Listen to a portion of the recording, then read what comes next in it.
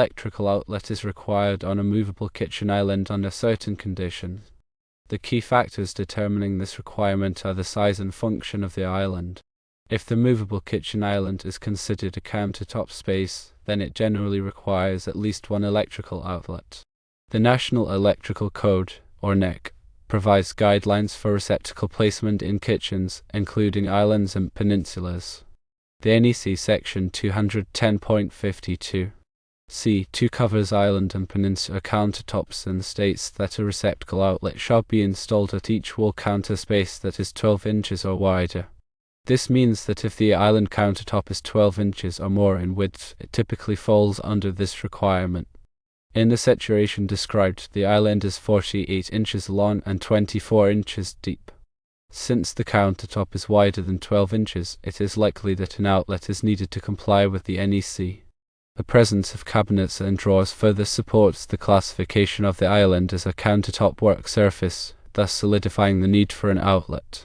The purpose of this requirement is to provide convenient access to electrical power for small appliances and other kitchen devices.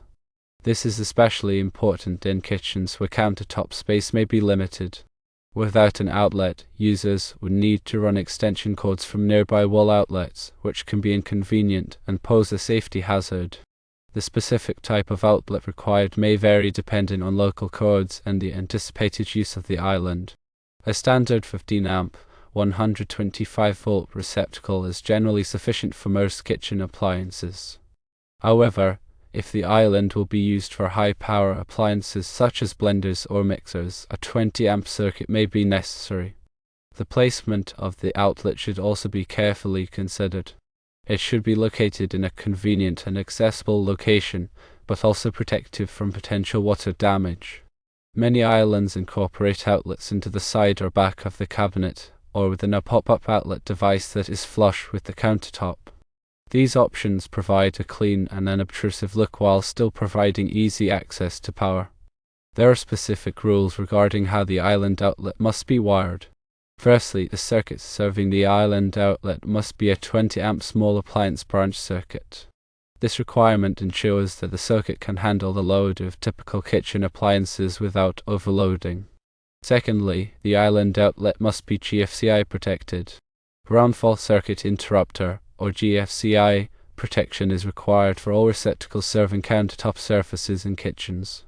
GFCI protection helps to prevent electrical shock by detecting ground faults and immediately cutting off power to the circuit. Thirdly, the wiring for the island outlet must comply with all applicable codes and standards. This includes using appropriately sized conductors, proper grounding techniques, and approved wiring methods. Depending on the construction of the island, the wiring may need to be run through conduit or other protective measures. The installation of an island outlet can be a complex process, and it is generally recommended to hire a qualified electrician to perform the work. An electrician will be familiar with the local codes and regulations and can ensure that the installation is safe and compliant. Attempting to install an outlet without proper knowledge and experience can be dangerous and may result in electrical shock, fire, or other hazards. It's crucial to check with your local electrical inspector to confirm the requirements for your specific situation.